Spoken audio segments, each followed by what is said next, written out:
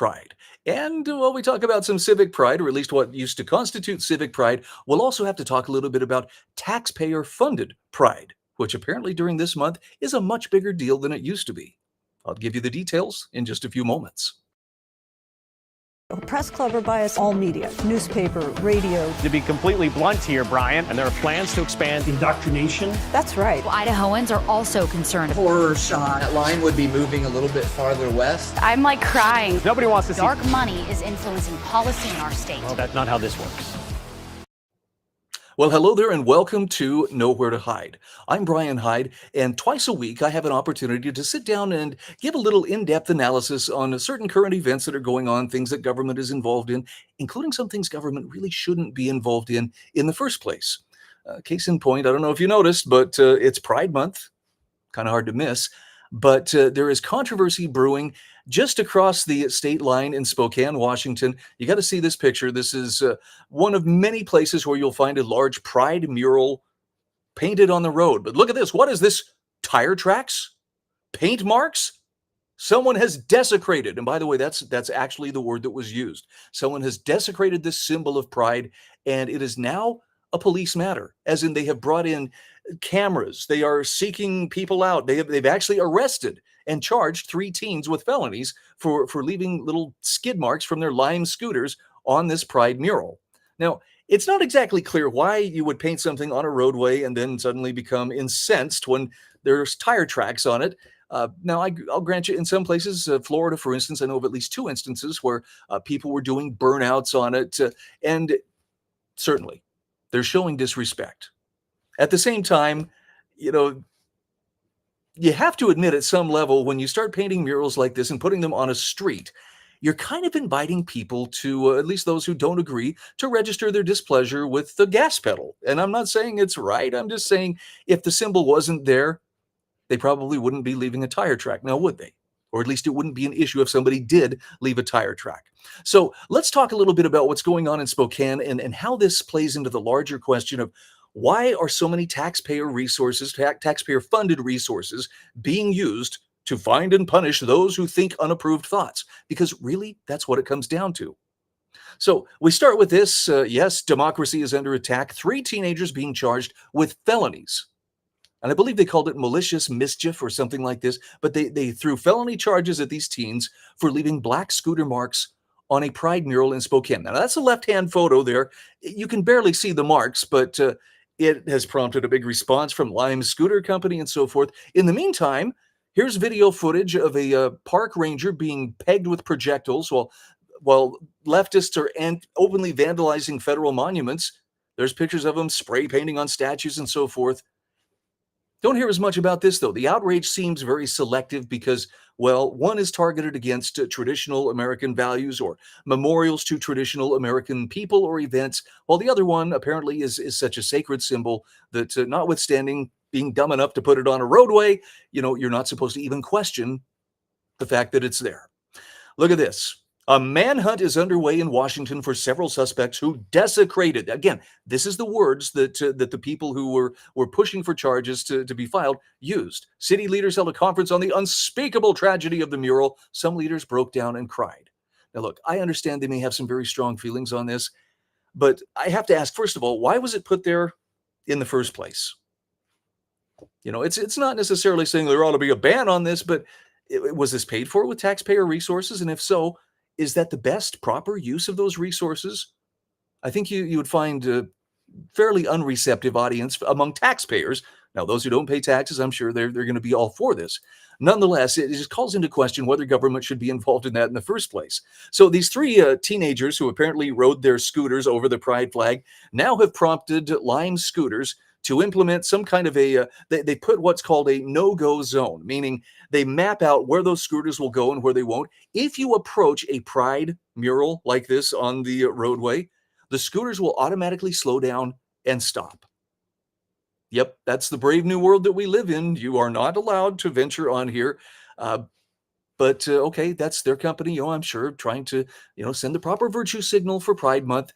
But again, why make it a point of contention in the first place? Now, here's another story. Pride flags vandalized again on Boise's Harrison Boulevard.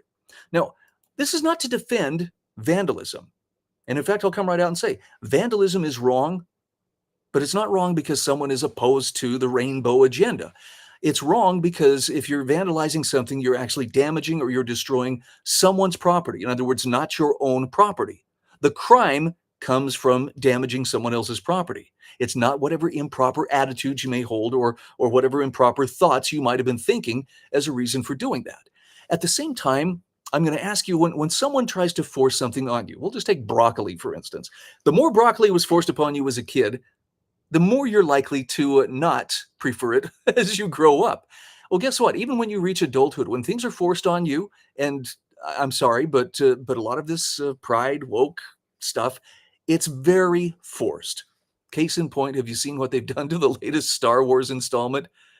Oh, good heavens! It's a bunch of I guess the acolyte now has distilled down the origin story of the Force is a bunch of lesbian witches got together and basically conjured it up.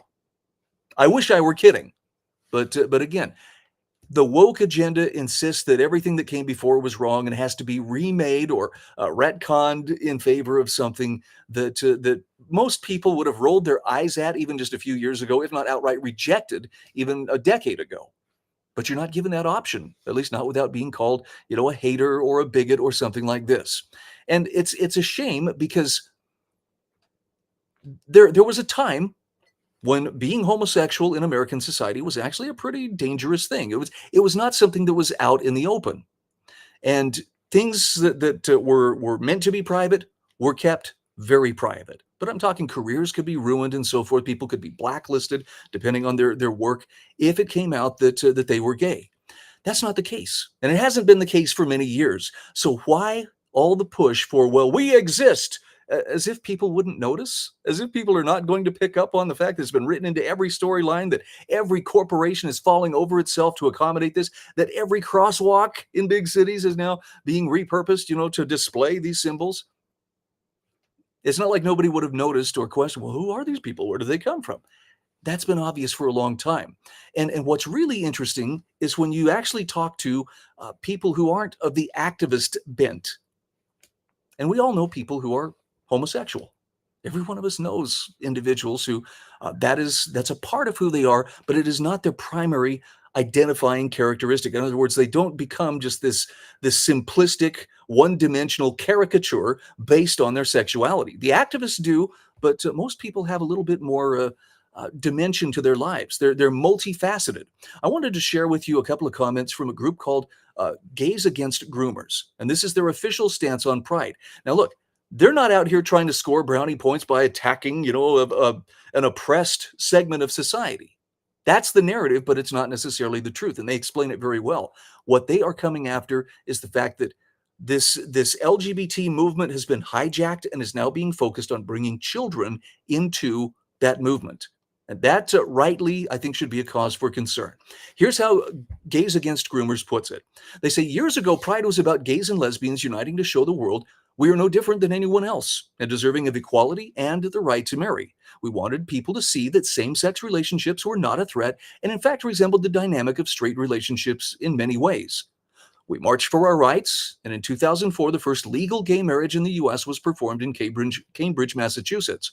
In June of 2015, the U.S. Supreme Court ruled 5-4 that the U.S. Constitution guarantees the right for same-sex couples to marry in all 50 states. All right, well enough.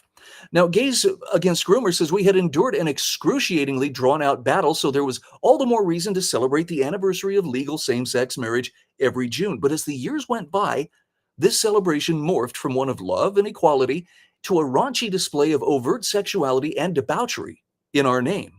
We became tired of the predictive pandering from companies looking to exploit us for profit by pretending to support us.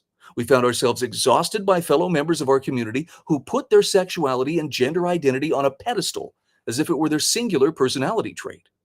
And most of all, they say we find ourselves incredibly disturbed by the inclusion of children in these annual sexual exhibitions. By the way, even at Idaho's family-friendly Pride Festival, there was some of that. The pictures, people went and took pictures and showed and went, sure enough, little kids and very inappropriate, bare breasts, bare buttocks, and lots of gyration, kids being given sex toys as prizes in various contests. Yeah, that's just not right. Well, Gays Against Groomers say they are they are comprised of individuals within the community who feel that things have gone too far. They say, we believe there's a firm difference between education versus indoctrination, inclusivity versus pandering, and celebrating your right to marry versus exhibiting disgusting behaviors meant for the privacy of your own home. They say they are the LGBT and T people who don't make their sexuality their dominant attribute, who don't need the whole world to accept them and are satisfied with their current rights. And they don't go along with the mainstream narrative regarding their community. Because of this, they face an onslaught of character assassinations daily, something they've actually grown numb to. Not only do they find pride unnecessary now, but they're extremely concerned by children being allowed at these events. We've seen young kids brought to parades and pride fests where adults are selling sex toys, hardly dressed, and displaying inappropriate behavior that minors should not be witnessing.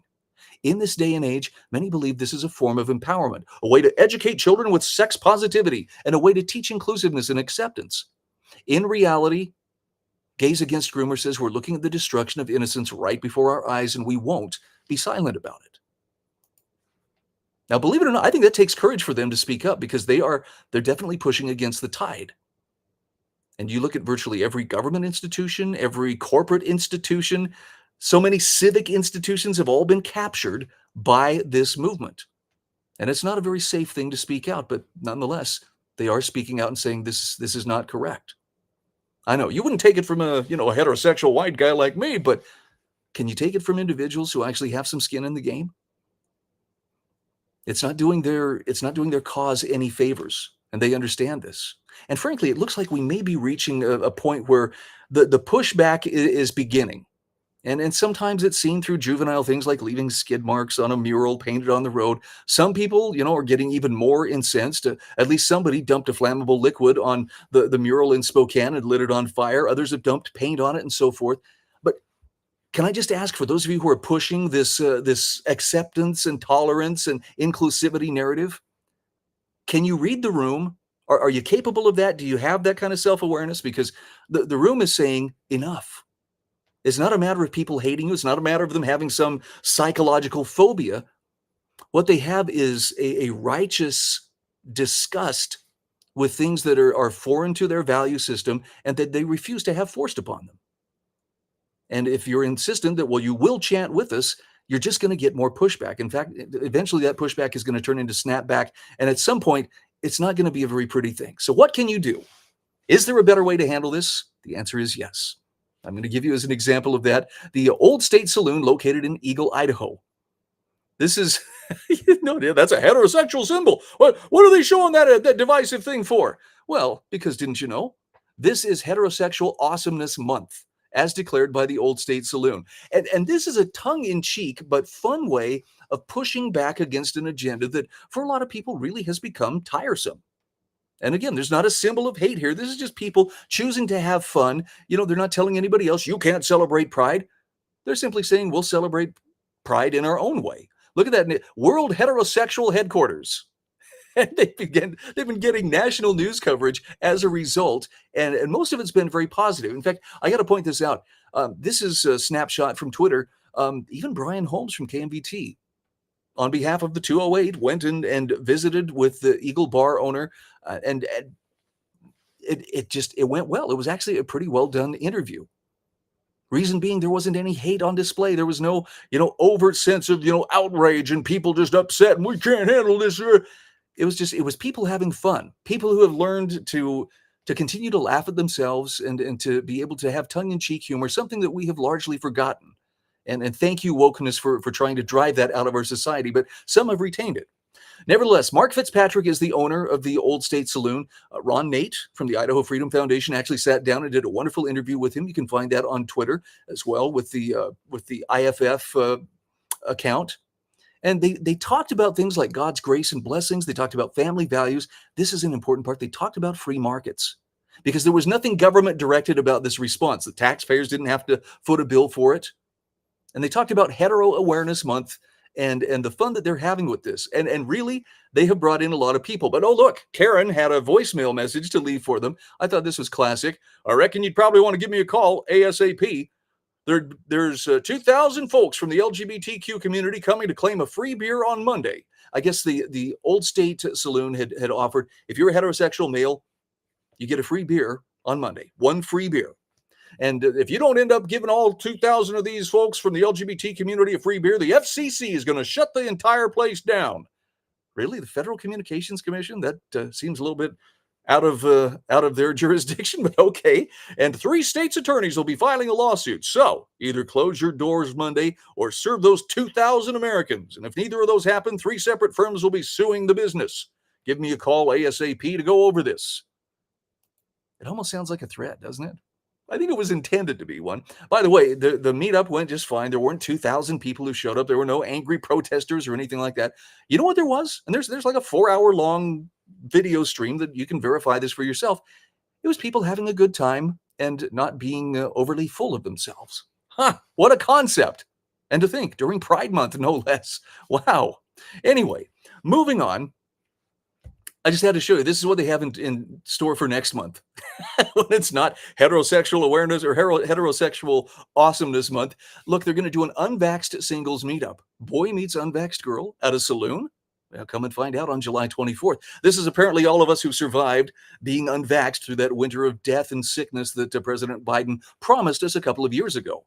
Yeah, somehow that didn't manage to materialize. And yeah, still been waiting for it to, but turns out there were a lot of things that he and other experts were wrong about that, well, it just didn't quite pan out. Now, I think one of the biggest shames about getting caught up with topics like this and whether, the taxpayers have a duty to repaint that mural every time somebody leaves a tire track is it distracts us from things which really do fall within the boundaries of what proper government should be concerned with. I'm going to give you a couple examples of what I mean here. So first and foremost, what's this? The Boise School District is now going to be providing free breakfast and summer lunch for the kids? I know some people are very happy to hear that. The people who are smart are saying, okay, and at whose expense? But of course, that means, what, you don't want to feed kids? Well, it should never be controversial to feed children. I like what Matt Edwards says. Maybe, but who pays for it? Well, that is a matter of controversy. Here's another topic. This one is really one to keep an eye on. The same people who brought you COVID and the lockdowns and the mask mandates and all of the garbage that went along with that, the vaccine mandates, now they're promoting COVID with wings. Backyard chicken coops could bring down the farming industry.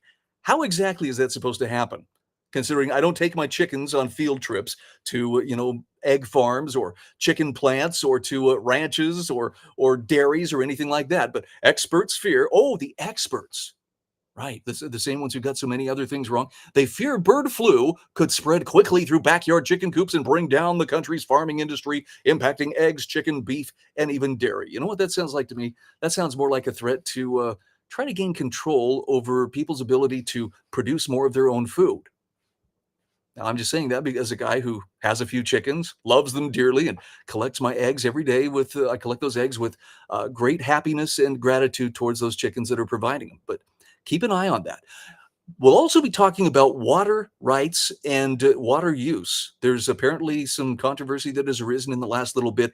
By the way, Senator Glenita Zuiderveld did a wonderful job of explaining how this works, and we'll go into some detail on this as well. But again, these are things that actually fall within the purview of what government rightly should be involved in versus things that it really shouldn't. Enforcing proper attitudes toward pride or toward whatever the moral imperative of the day may happen to be, that's not a proper function of government, and it never should be. I don't know exactly how we got off track or how we managed to make that mistake, but it's something that probably needs to be corrected. And thank you to the Old State Saloon for showing us that you can push back and you can actually have a lot of impact, and you can do it with humor and a sense of humor as well as humility that doesn't involve anger and doesn't require you to have official enemies, in order to feel like you're being effective. They've got a good example to follow. I'm Brian Hyde, and this is Nowhere to Hide. Press Club or bias all media, newspaper, radio. To be completely blunt here, Brian, and there are plans to expand indoctrination. That's right. Well, Idahoans are also concerned. Horror shot. That line would be moving a little bit farther west. I'm crying. Nobody wants to see Dark money is influencing policy.